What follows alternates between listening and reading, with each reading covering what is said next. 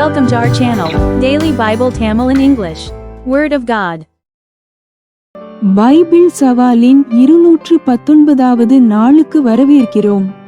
இன்று நாம் பிரசங்கி புத்தகத்தை ஆரம்பித்து பிரசங்கி 1 முதல் 3 வரை வாசிக்கிறோம். தேவன் இல்லாத வாழ்க்கை இறுதியில் வெறுமையானது. ஆனால் ஆண்டவருக்கு பயந்து அவருடைய நோக்கத்தின்படி வாழ்வதில்தான் உண்மையான அர்த்தமும் நிலையான மகிழ்ச்சியும் இருக்கிறது என்பதை இந்த பகுதிகள் நமக்கு நினைவூட்டுகின்றன. ஞானத்தை தேடவும், வாழ்க்கையின் ஒவ்வொரு காலமும் தேவனுடைய பரிபூரண கட்டுப்பாட்டில் இருப்பதை உணரவும், எல்லா காரியங்களிலும் அவருடைய நேரத்தை நம்பவும் நாம் ஊக்குவிக்கப்படுகிறோம். தேவனுடைய வார்த்தையின் இந்த பயணத்தை தொடர்ந்து மேற்கொள்ளும் நாம் எல்லாவற்றையும் தமது காலத்தில் அழகாகச் செய்கிற ஆண்டவரின் ஞானத்தை ஏற்றுக்கொள்ள நமது இதயங்களை திறப்போம். இன்று தாழ்மையான இதயத்துடன் அவருடைய சந்நிதியில் கற்றுக்கொண்டு வளர இந்த நாளை ஆரம்பிப்போம். Welcome to day 219 of the Bible Challenge. Today we begin reading the book of Ecclesiastes. And our reading covers Ecclesiastes chapter 1 to 3. These passages remind us that life without God is ultimately empty. But true meaning and lasting joy are found in fearing the Lord and living according to His purpose. We are encouraged to seek wisdom. Recognize that every season of life is under God's perfect control, and trust His timing in all things. As we continue this journey through God's Word, let us open our hearts to His wisdom, knowing that He makes everything beautiful in His time. Let us begin today with humble hearts, ready to learn and grow in His presence. சபையார் அதிகாரம் 1. Ecclesiastes chapter 1. வசனம் 1. தாவீதின் குமாரனும் எருசலேமின் ராஜாவுமாகிய பிரசங்கியின் வாக்கியங்கள். Verse 1. The words of the preacher, the son of David, king in Jerusalem. வசனம் 2. மாயை மாயை எல்லாம் மாயை என்று பிரசங்கி சொல்லுகிறான். Verse 2. Vanity of vanities, saith the preacher, vanity of vanities, all is vanity. வசனம் 3. சூரியனுக்கு கீழே மனுஷன் படுகிற எல்லா பிரயாசத்தினாலும் அவனுக்கு பலன் என்ன? Verse 3. What profit hath a man of all his labor which he taketh under the sun? வசனம் 4. ஒரு சந்ததி போகிறது, மறு சந்ததி வருகிறது, பூமியோ என்றைக்கும் நிலைத்திருக்கிறது. Verse 4. 1. Generation passeth away, and another generation cometh, but the earth abideth forever. வசனம் 5. சூரியன் உதிக்கிறது, சூரியன் அஸ்தமிக்கிறது, தான் உதித்த இடத்திற்கே அது திரும்பவும் தீவிரிக்கிறது. Verse 5. The sun also ariseth, and the sun goeth down, and hasteth to his place where he arose. வசனம் 6. காற்று தெற்கே போய் வடக்கேயும் சுற்றி சுழன்று சுழன்று அடித்து தான் சுற்றின இடத்துக்கே திரும்பவும் வரும். Verse 6. The wind goeth toward the south, and turneth about unto the north. It whirleth about continually, and the wind returneth again according to his circuits. வசனம் 7. எல்லா நதிகளும் சமுத்திரத்திலே ஓடி விழுந்தும் சமுத்திரம் நிரம்பாது. தாங்கள் உற்பத்தியான இடத்திற்கே நதிகள் மறுபடியும் திரும்பும். Verse 7. All the rivers run into the sea, yet the sea is not full. Unto the place from whence the rivers come, thither they return again. வசனம் 8. எல்லாம் வருத்தத்தினால் நிறைந்திருக்கிறது, அது மனுஷரால் சொல்லி முடியாது. காண்கிறதினால் கண் திருப்தியாகிறதில்லை, கேட்கிறதினால் செவி நிரப்பப்படுகிறதுமில்லை. Verse 8. All things are full of labor, man cannot utter it. The eye is not satisfied with seeing, nor the ear filled with hearing. வசனம் 9. முன் இருந்ததே இனிமேலும் இருக்கும், முன் செய்யப்பட்டதே பின்னும் செய்யப்படும். சூரியனுக்கு கீழே நூதனமானது ஒன்றுமில்லை. Verse 9. The thing that hath been, it is that which shall be, and that which is done, is that which shall be done, and there is no new thing under the sun. வசனம் 10. இதைப் பார், இது நூதனம் என்று சொல்லப்படத்தக்க காரியம் ஒன்றுண்டோ? அது நமக்கு முன்னுள்ள பூர்வ காலங்களிலும் இருந்ததே. Verse 10. Is there any thing whereof it may be said, see, this is new? It hath been already of old time, which was before us. வசனம் 11.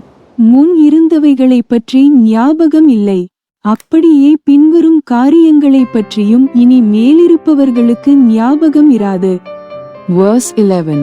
There is no remembrance of former things, neither shall there be any remembrance of things that are to come with those that shall come after.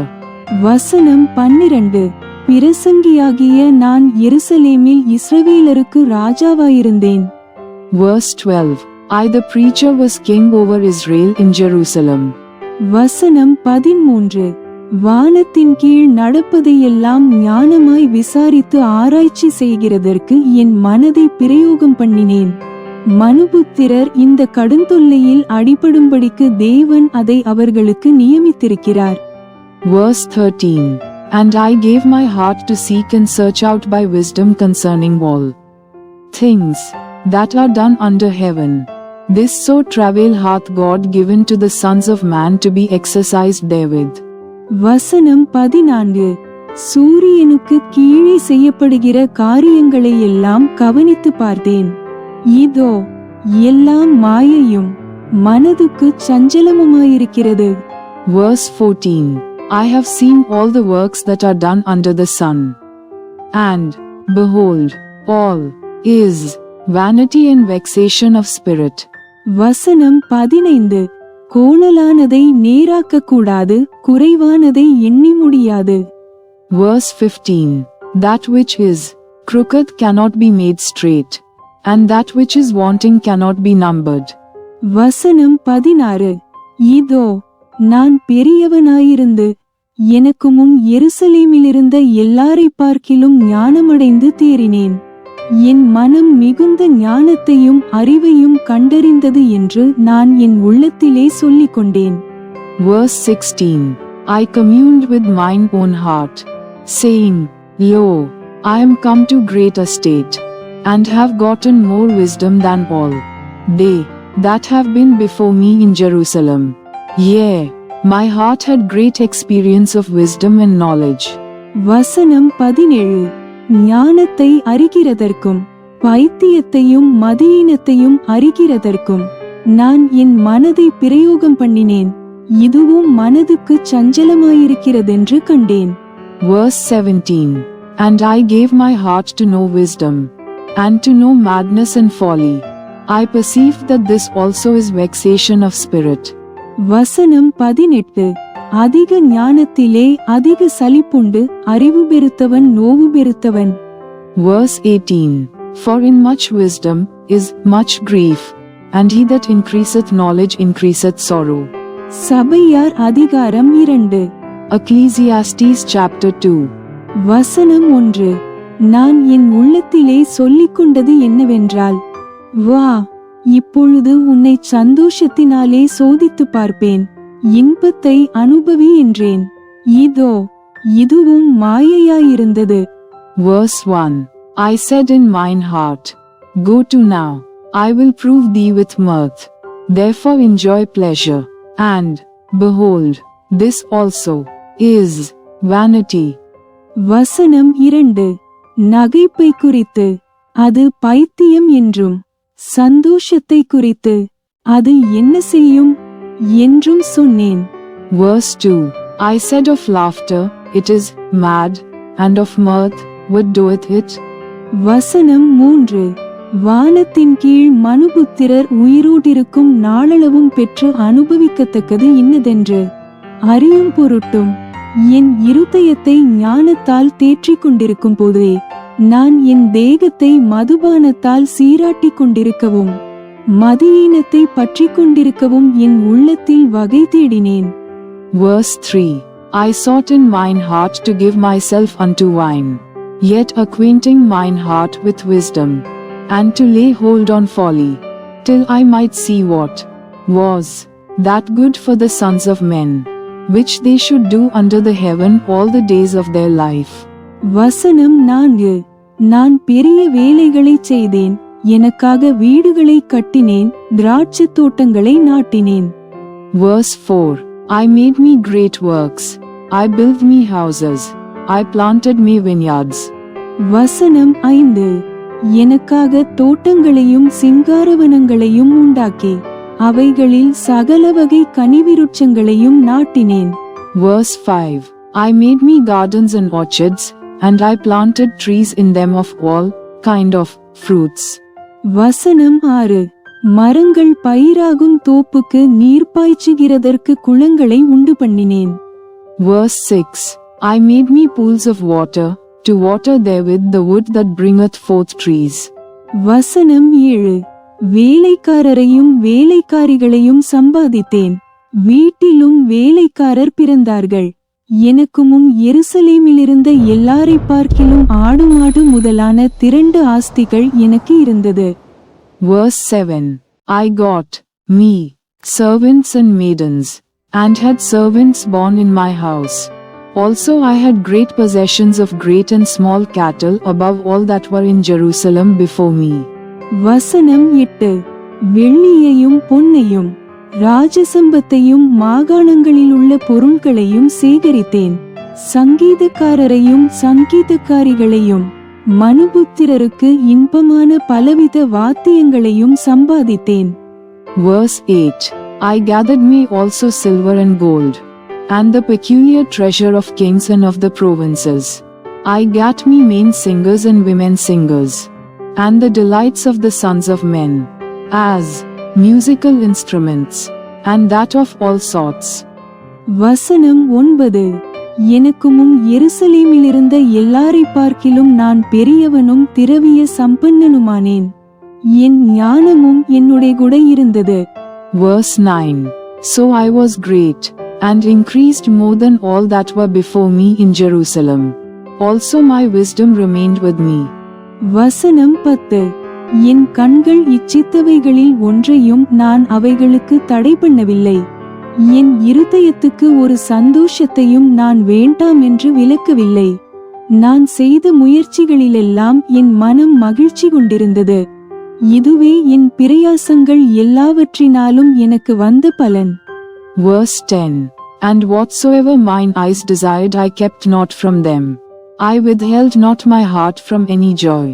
For my heart rejoiced in all my labor, and this was my portion of all my labor. வசனம் 11.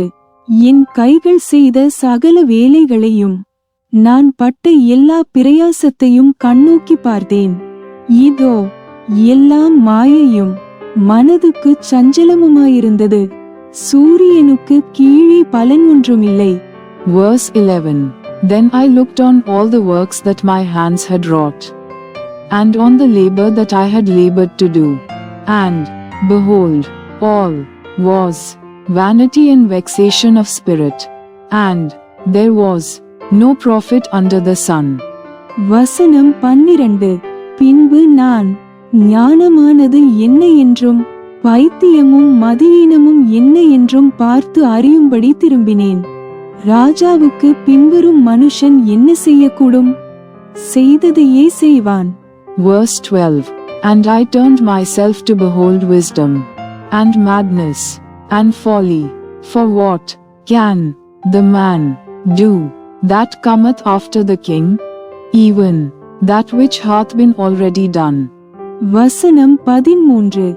இருளை பார்க்கிலும் வெளிச்சம் எவ்வளவு உத்தமமோ, அவ்வளவாய் மதியீனத்தை பார்க்கிலும் ஞானம் உத்தமம் என்று கண்டேன். Verse 13. Then I saw that wisdom excelleth folly, as far as light excelleth darkness. வசனம் 14. ஞானியின் கண்கள் அவன் முகத்திலே இருக்கிறது, மூடனோ இருளிலே நடக்கிறான், ஆகிலும் அவர்கள் எல்லாருக்கும் ஒரே விதமாய் சம்பவிக்கிறது என்று கண்டேன். Verse 14. The wise man's eyes are in his head, but the fool walketh in darkness. And I myself perceived also that one event happeneth to them all. வசனம் 15. மூடனுக்குச் சம்பவிக்கிறது போல எனக்கும் சம்பவிக்கிறதே. அப்படியிருக்க நான் அதிக ஞானமடைந்ததினால் காரியம் என்ன என்று சிந்தித்தேன். இதுவும் மாயை என்று என் உள்ளத்தில் எண்ணினேன். Verse 15. Then said I in my heart, As it happeneth to the fool, so it happeneth even to me. And why was I then more wise? Then I said in my heart, that this also is vanity. வசனம் 16. மூடன் என்றாலும் ஞானி என்றாலும் என்றைக்கும் நினைவில் இருப்பதில்லை. இப்பொழுது இருக்கிறதெல்லாம் வருங்காலத்தில் மறக்கப்பட்டு போகும். மூடன் எப்படி சாகிறானோ அப்படியே ஞானியும் சாகிறான். Verse 16. For there is no remembrance of the wise more than of the fool forever. Seeing that which now is, in the days to come shall all be forgotten. And how dieth the wise man as the fool?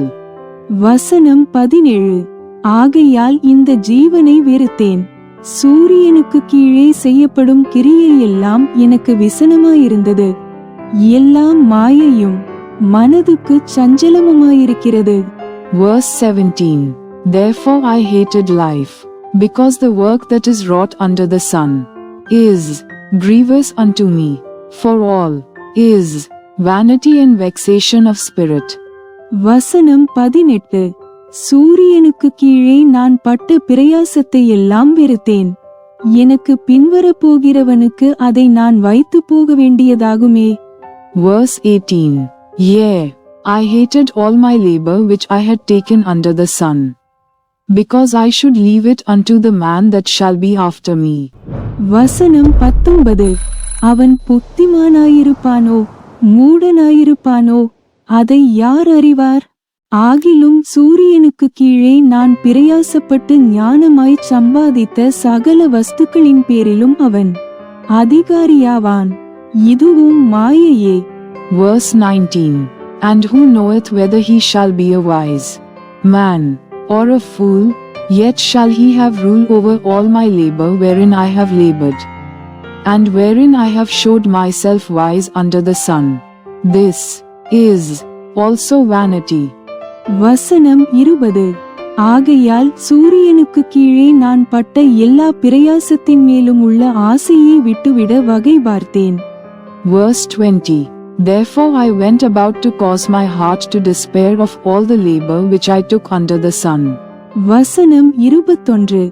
ஒருவன் புத்தி யுக்தி நிதானத்தோடு பிரயாசப்படுகிறான். ஆகிலும் அப்படி பிரயாசப்படாதிருந்த வேறொருவனுக்கு அவன் அதை சொந்தமாக விட்டுவிட வேண்டியதாகும். இதுவும் மாயையும் பெரிய தீங்குமாயிருக்கிறது. Verse 21.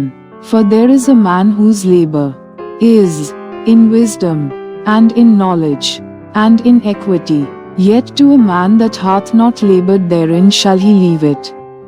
For his portion, this also, is vanity and a great evil. வசனம் 22. மனுஷன் சூரியனுக்கு கீழே படுகிற எல்லா பிரயாசத்தினாலும் அவனுடைய இருதயத்தின் எண்ணங்களினாலும் அவனுக்கு பலன் என்ன? Verse 22. For what hath man of all his labor, and of the vexation of his heart, wherein he hath labored under the sun?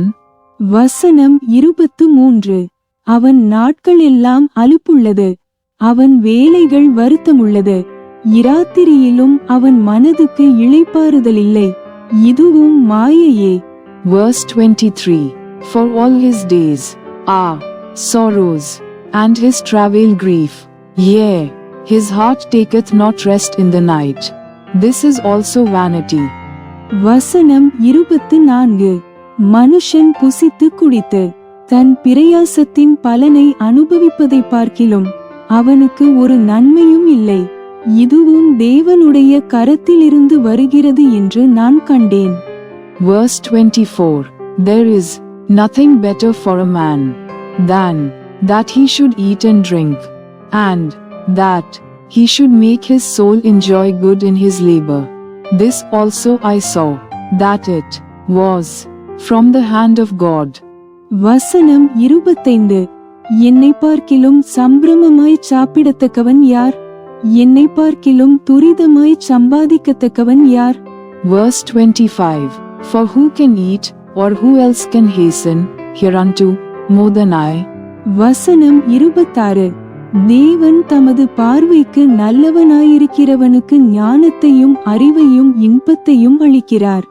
பாவம் செய்கிறவனுக்கோ தமது பார்வைக்கு நல்லவனாயிருக்கிறவன் வசமாய் வைத்துவிட்டு போகும் பொருட்டு சேர்த்து குவித்து வைக்கும் தொல்லையை அவர் நியமித்திருக்கிறார். இதுவும் மாயையும் மனதுக்கு சஞ்சலமுமாயிருக்கிறது. Verse 26. For God giveth to a man that is good in his sight wisdom, and knowledge, and joy, but to the sinner he giveth travail, to gather and to heap up, that he may give to him that is good before God. This also is vanity and vexation of spirit.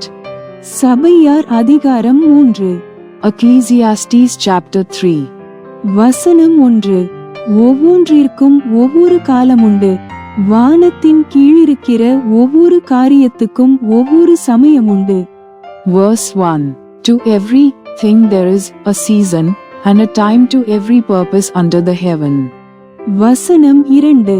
பிறக்க ஒரு காலமுண்டு, இறக்க ஒரு காலமுண்டு, நட ஒரு காலமுண்டு, நட்டதை பிடுங்க ஒரு காலமுண்டு. Verse 2. A time to be born, and a time to die, a time to plant, and a time to pluck up that which is planted. வசனம் 3. கொல்ல ஒரு காலமுண்டு, குணமாக்க ஒரு காலமுண்டு, இடிக்க ஒரு காலமுண்டு, கட்ட ஒரு காலமுண்டு. Verse 3. A time to kill, and a time to heal, a time to break down, and a time to build up. வசனம் 4. அழ ஒரு காலமுண்டு, நகைக்க ஒரு காலமுண்டு, புலம்ப ஒரு காலமுண்டு, நடனம் பண்ண ஒரு காலமுண்டு. Verse 4. A time to weep, and a time to laugh, a time to mourn, and a time to dance. வசனம் 5. கற்களை எரிந்துவிட ஒரு காலமுண்டு, கற்களை சேர்க்க ஒரு காலமுண்டு, தழுவ ஒரு காலமுண்டு, தழுவாமலிருக்க ஒரு காலமுண்டு. Verse 5. A time to cast away stones, and a time to gather stones together, a time to embrace, and a time to refrain from embracing. வசனம் 6. தேட ஒரு காலமுண்டு, இழுக்க ஒரு காலமுண்டு, காப்பாற்ற ஒரு காலமுண்டு, எரிந்துவிட ஒரு காலமுண்டு. Verse 6. A time to get, and a time to lose, a time to keep, and a time to cast away. வசனம் 7. கிழிக்க ஒரு காலமுண்டு, தைக்க ஒரு காலமுண்டு, மௌனமாயிருக்க ஒரு காலமுண்டு, பேச ஒரு காலமுண்டு. Verse 7.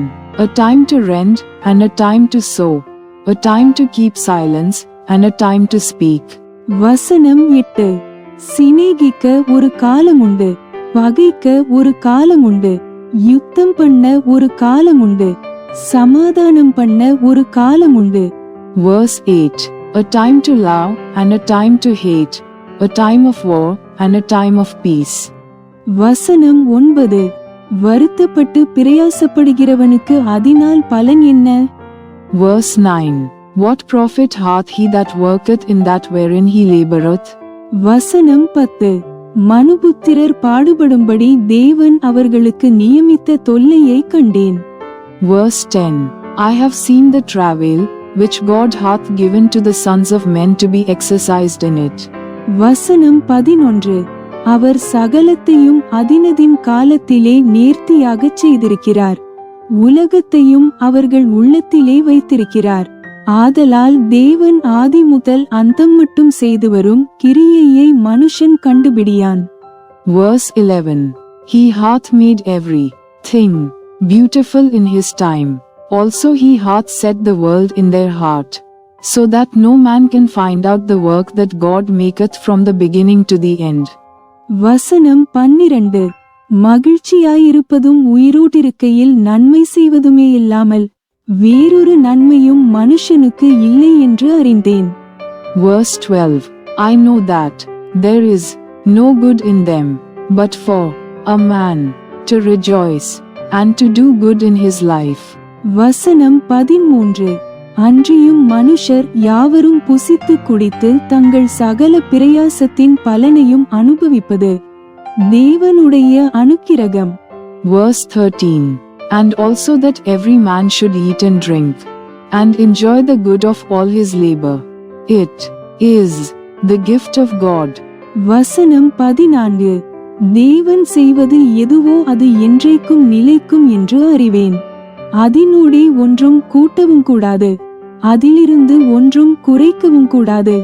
மனுஷர் தமது சமூகத்தில் பயந்திருக்கும்படி தேவன் இப்படி செய்து வருகிறார்.